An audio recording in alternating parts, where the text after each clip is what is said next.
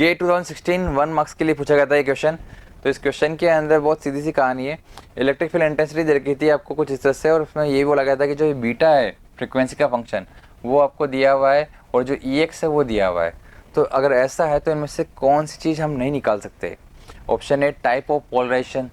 तो देखिए, अगर आपको ई एक्स पता है, इलेक्ट्रिक फील्ड दे रखा है वेव का, तो आपको पता है ई एक्स पता है, वेव की डायरेक्शन प्लस जेड में है, तो आपको पता है कि अगर सिर्फ ये ई एक्स कुछ कांस्टेंट ही है तो फिर तुमको पता है लीनियरली पोलराइज्ड है, मतलब सिंपल से इसका एक ही डायरेक्शन में पोलराइज्ड है।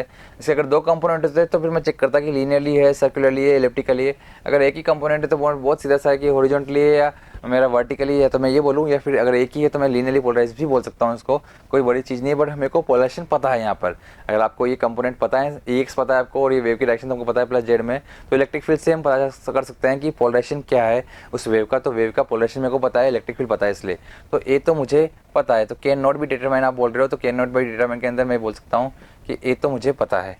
नाउ द ग्रुप वेलोसिटी पता है कि आपको, अब क्योंकि आपको बीटा जो है वो फंक्शन दिया हुआ है, फ्रीक्वेंसी का पूरा फंक्शन जो भी है वो दिया हुआ है, तो हमें पता है कि जो ग्रुप वेलोसिटी होती है, फेज वेलोसिटी होती है, वो होगा आपके लिए बीटा बाई ओमेगा। जो आप फ्रीक्वेंसी जो आप यहाँ पे निकालने वाले हैं, phase velocity, sorry, omega by beta कर सकता हूँ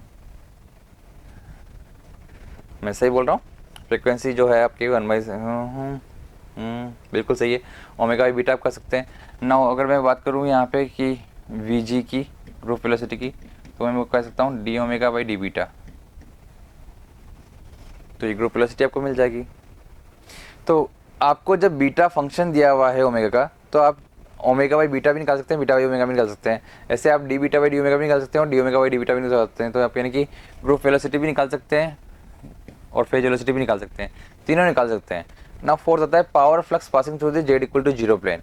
अब यहाँ पे देखिए कि जो पावर है जो पास हो रही है z equal to zero plane से, उसके लिए जो टोटल पावर कितनी पास हो रही है जानने के लिए आपको वो एरिया बताना पड़ेगा जिससे ये निकल रही है पावर। तो आपको ये एरिया टोटल कितने एरिया से पूछा गया है ये नहीं बताया गया है। तो z equal to zero plane total से कितनी हो रही है ये बताना इसमें आसान नहीं होगा। हमें पावर डेंसिटी निकालना आसान है यहाँ पे, क्योंकि हम ई स्क्वायर अपॉन 2 नीटा से निकाल सकते हैं। वैसे यहाँ पर फिर से कह रहा हूँ कि मुझे यहाँ पे इलेक्ट्रिक फील्ड जरूर दिया हुआ है, लेकिन यहाँ पर नीटा के बारे में भी ज़्यादा ढंग से क्लियर मेरे को नहीं किया गया है कि ये वास्तव में जो इलेक्ट्रोमैग्नेटिक वेव है वो प्रोवेक्ट हो रही है, तो उसके अंदर एप्सिलॉन कितना है, मीडियम के अंदर एप्सिलॉन कितना है, ये मुझे पता नहीं है। जब तक मुझे एप्सिलॉन वगैरह पता नहीं है तो मैं नीटा नहीं निकाल पाऊंगा। तो पहले तो मुझे पावर डेंसिटी ही नहीं मिल रही, और उसके बाद अगर इन केस में पावर डेंसिटी बता दूँ तो फिर भी मैं कह रहा हूँ कि यहाँ से मुझे कुछ क्लियर नहीं कर रहा कि z equal to zero plane का कितना बड़ा एरिया से मुझे पावर निकालनी है। क्योंकि अगर इन्फाइनाइट प्लेन लेंगे तो फिर आपको पता है कि फिर तो आप पावर डेंसिटी के थ्रू इन्फाइनाइट प्लेन से निकालना इतना आसान नहीं होगा। या फिर मैं तो ये कहता हूँ पावर डेंसिटी अभी तक तो आपको पता नहीं है, अगर पावर डेंसिटी आपके लिए कांस्टेंट होती तो फिर वो इन्फाइनाइट प्लेन से अगर आप उसको एरिया से मल्टीप्लाई करते तो आपको पूरा इन्फाइनाइट पावर मिलती, जो कि फिजिकल पॉसिबल नहीं है। तो ये चीज़ यहाँ पे पॉसिबल है नहीं।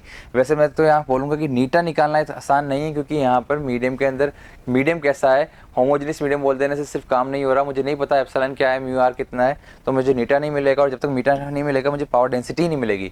जब तक पावर डेंसिटी नहीं मिल रही मैं पावर फ्लक्स के बारे में बात ही नहीं कर सकता। तो यानी कि इस क्वेश्चन का आंसर है D, can not be determine पूछा है इसने, तो मुझे डी इसका आंसर है, मैं पावर फ्लक्स नहीं निकाल सकता। तो फुली आपको समझ में आएगा क्वेश्चन क्या था। सो यहाँ पर हमें ये बात समझ में आई कि हमारा जो इसका आंसर आना चाहिए वो आना चाहिए D. So thank you. If you really like the video, please hit the like button, share the video, subscribe to our YouTube channel and press the bell icon for the latest updates. Thank you.